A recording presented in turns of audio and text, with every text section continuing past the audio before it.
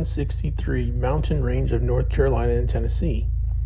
The Bogus article, a forensic reading of John W. Emmert's 1883 Smithsonian vouchers. Site 31 HW1, Garden Creek, Mount Pisgah, Haywood County, North Carolina. In the spring of 1883, a man named John W. Emmert rode through the mountains of western North Carolina carrying federal money and a question. The money came from the United States Treasury by way of the Smithsonian Bureau of American Ethnology. The question was easy to ask and hard to answer. Were these strange carved figures genuinely ancient, or were they being made last week? What follows is not a story with a hero and a villain. It's a paper trail, a record that, by the government's own hand, changed its mind about what these objects were.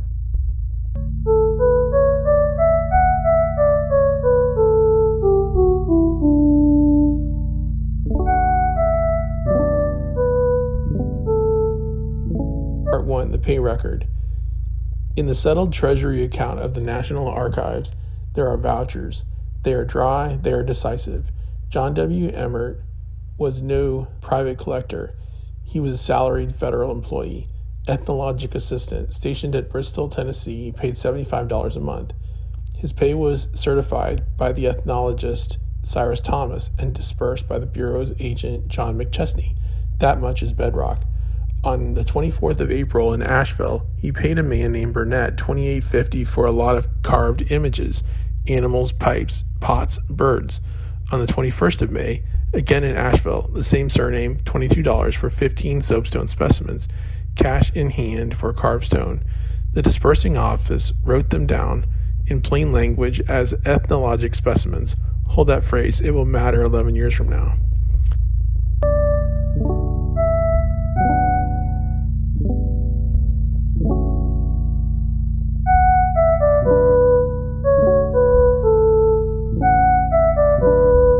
Part 2. The name that won't sit still. In April, the seller signs J.M. Burnett. In May, the same transaction, the same hand, same printed form, S.M. Burnett. One initial changed.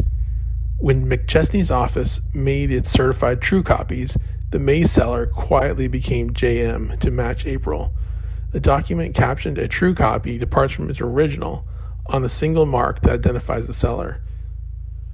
The field record kept 2 readings. The office copy erased one. Part 3. The man who could not sign. By 1886, a rival collector named Man Valentine, owner of a Richmond, Virginia museum, was running his own quiet inquiry into these same carvings. The seller's name was Merritt Burnett, and Burnett said plainly and to more than one person that he neither made the carvings nor said that he made them. He was not a forger who passed his own work off as ancient. He was a man who sold the stone and disowned its authorship in the same breath. Then comes the turn. We understand that Burnett could not read or write, and if that is true, then he could not have signed the receipt. If the seller could not write, the signature on the United States voucher is not in his hand. The shifting initial becomes a fact about whoever was holding the pen. The man whose name sits on the federal voucher did not make these objects, never claimed to, and, by those who knew him, could not have signed for them.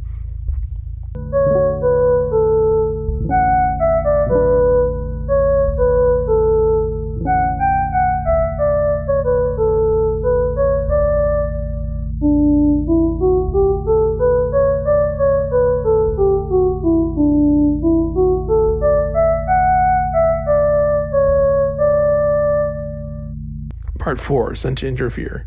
The Smithsonian's own annual report from 1883 says he was employed in investigating the manufacture of imitations of ancient relics, not discovering treasures. The Valentine operation was a museum business. For years, it paid hunters and local agents for collecting these artifacts and shipping them to their museum in Richmond, and it guarded that arrangement jealously. Then the competitor arrived from the Smithsonian Museum wearing a federal badge. The Smithsonian, a Valentine letter warns, has sent an agent to interfere with the work that we have started. Emmert did not merely investigate the trade, he bought into it. He paid the same makers, collectors, and set them producing for the Bureau and used federal money to drive the prices up. He wanted the skillful work so good you would not know the difference, and he would get the man to make all he can.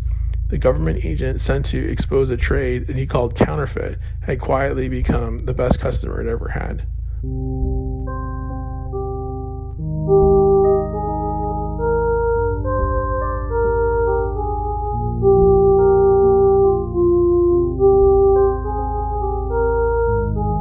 "11 years later, by 1894, Cyrus Thomas published the Bureau's great report on mound exploration. Emmert ascertained that these articles were made from local soapstone by the people who gave them the appearance of age by placing them in running water tinctured with iron. As proof of his statement, Emmert said that the makers produced a number of similar articles for the Bureau. The figures that follow carry a caption printed exactly thus: Bogus article, Haywood County, North Carolina. In 1883, the dispersing agent called them ethnologic specimens. In 1894, the Bureau's report called them bogus articles. The same object, the record reclassified them and put the word in print. Reach back to 1880. Valentine describes a day in Richmond where a Cherokee man he called Chief Bushyhead tells him that in those western mountains the people do find such images and that the medicine men use them to bring rain. One strand of the record says, modern fakes, aged in iron water, and made to sell. Another says, real ceremonial objects, rain medicine, in the hands of practitioners. The honest conclusion is not to pick a side. The carved image corpus is one thing. Some pieces are genuine, some are called commissioned fakes.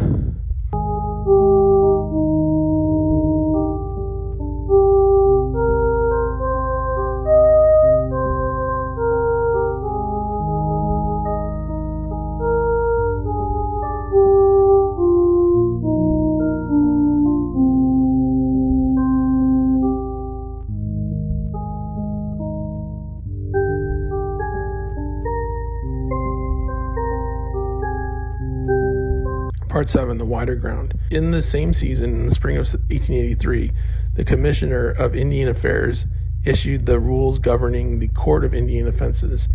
They made it punishable to hold old dances. They made it punishable to practice as medicine men, the very office named as keeper of the rain images. In the same month, the Bureau had Emmert opening mounds and graves, carrying human remains and burial goods to the National Museum. One arm of the government moved to forbid living Native people from their ceremonies, and another excavated their ancestral dead, a mortuary parallel too exact to ignore. The mound at Garden Creek belongs to the Pisgah phase, the deep ancestry of the historic Cherokee. The square ground and its renewal ceremony did not end. It traveled. It survives today among the Muskogee, the Creek, and the Yuchi in Oklahoma, carried over the Trail of Tears, and kept alive on the stomp grounds. The complex that the government tried to criminalize in 1883 is still danced.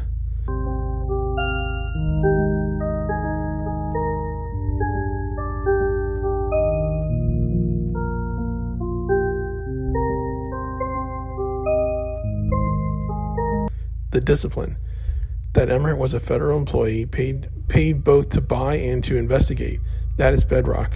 That the Bureau's own report in 1894 reclassified the Haywood carvings from procured specimens to bogus articles.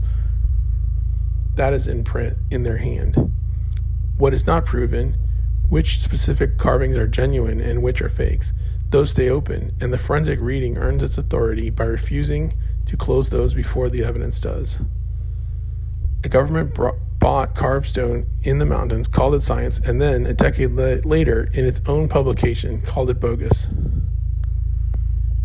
End.